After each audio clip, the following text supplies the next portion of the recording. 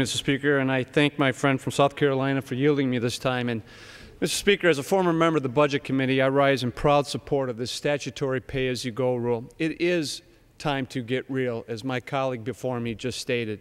And it's time to get real with the realities we face today. And we can argue all day long and point accusatory fingers back and forth about who caused what and why.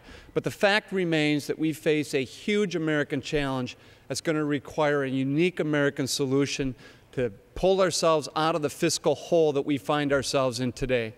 This legislation that we have before us today has history on our side. When we had pay-as-you-go budgeting rules in effect in the 1990s, it helped instill fiscal discipline. And then with the help of the American people, by growing the economy, it led to 4 years of budget surpluses. We were actually paying down the national debt. We were having a conversation about a lockbox for Social Security trust funds. And then for whatever reason, in 2001, it expired. And the discussion then was whether to reinstitute it. And the fear at that time was that we may end up paying down our national debt too fast, which would be destabilizing. Oh, how I would love to see a return of those days. But instead, it led to a fiscal course of action that doubled the national debt in 8 short years.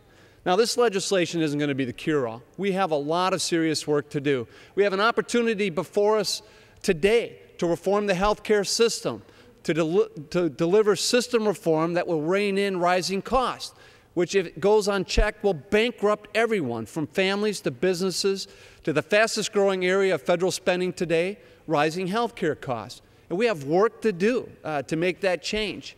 I still believe in the merits of an outside independent commission on entitlement reform that would report back with recommended changes so we can address the rising costs of entitlement.